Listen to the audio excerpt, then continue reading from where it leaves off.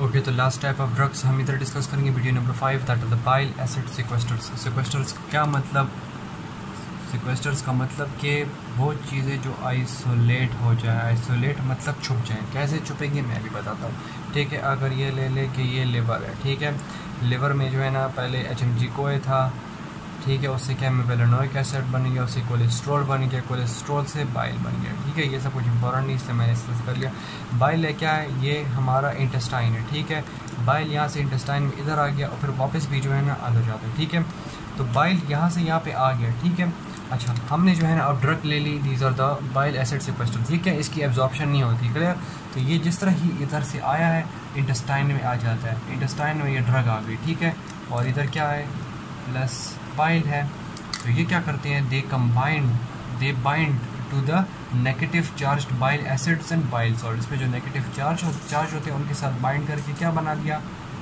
Complex बना दिया। अब कॉम्प्लेक्स बना के गया, एक्सक्रीट हो गया। इसको क्या करना था? वापस जाना था, तो ये प्रोसेस किया, ठीक है। तो बाइल क्या गया? चला गया सारा, ठीक है। तो बाइल क्या हो गया? आइसोलेट हो गया। जो इसको मिलना था वो गायब हो गया, क्लियर। अब बाइल एसिड तो ऑब्वियसली यहाँ से वापस नहीं आया, तो बाइल एसिड क्या हो गया? डिक्रीज हो गया, क्लियर। तो बाइल एसिड क्या करेगा? मोर कोलेस्ट्रॉल यूज़ करेगा।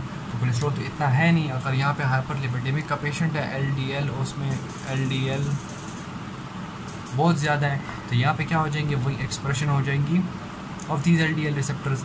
ये सारे जाएंगे, इन रिसेप्टर्स पे अटैच होंगे, यहाँ से जो है ना अंदर की तरफ आ जाएंगे, ठीक है। इस रिसेप्टर की खास बात यह कि इनकल्स कर देता है। LDL यहाँ पे आ गए। LDL क्या है? LDL में जो है ना हाई कंसनट्रेशन ऑफ कोलेस्ट्रॉल है, ठीक है। तो वही रिप्लेनिश कर रहे हैं, ठीक है। तो वापस ये क्या हो गया? इंक्रीज हो गया। अगर बहुत इंक्रीज हो तो वापस ये प्रोसेस होता रहेगा। तो this is the mechanism of action of the bile acid सिक्वेस्टर्स।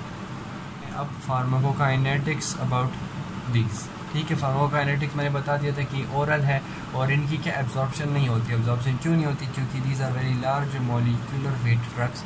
इसके अलावा वाटर इनसॉल्युबल हैं, ठीक है। तो इसकी वजह से क्या ये मेटाबोलाइज भी नहीं होंगे और एब्जॉर्ब भी नहीं होंगे, क्लियर। तो इस तरह जिस तरह आते हैं, जिस तरह ओरल आए और फीसिस में गए, लेकिन साथ क्या करेंगे? अपने साथ बाइल को भी ले जाएंगे एज अ कॉम्प्लेक्स, ठीक है। तो ये हो गया फार्माकोकाइनेटिक्स, ठीक है। Bind to bile and secrete with bile, ठीक है। इसके अलावा इसके साइड इफ़ेक्ट्स क्या होंगे? एडवर्स इफेक्ट्स, ठीक है। ऑब्वियसली ये सब कुछ मतलब सब कुछ ले जा रहा है, तो इसकी वजह से जो है ना GI डिस्टर्बेंस होगी, ठीक है। कॉन्स्टिपेशन है, नोजिया है और फ्लैचुलेंस है, सब कुछ इसमें होगा, ठीक है। इसमें जो है ना ये सारे ये बाइल है, ये बाइल जब जाता है तो इसकी अपने साथ फैट सॉल्युबल विटामिन्स क्या है? A, D, E के उसकी एब्जॉर्प्शन भी करवाता है। तो जो ये भी नहीं है और काइलोमाइक्रोन्स में नहीं है, कुछ भी नहीं है, सब कुछ जा रहा है, तो इनकी एब्जॉर्प्शन भी डिफेक्ट होगी, ठीक है। एक ये हो गया, एक ये हो गया। इसके अलावा ये क्या एब्जॉर्प्शन ऑफ ड्रग्स भी ख़राब करती है, ठीक है। कि इंटेरोहेपेटिक पाथवे भी ख़राब हो रहा है, ठीक है। जो ड्रग्स इंटेरोहेपेटिक पाथवे यूज़ करते हैं ऑब्वियसली उनका भी सब काम ख़राब हो गया। कौन सी हैं वो? डिजॉक्सिन है, ठीक है। वारफरिन्स हैं, स्टैटिन्स हैं, HMG कोई रिडक्टेज इनहिबिटर्स है, ठीक है। उसके बाद थायाजाइड डायूरेटिक्स है, जो कि रीनल के चैप्टर में हो जाएंगे, ठीक है, डिस्कस।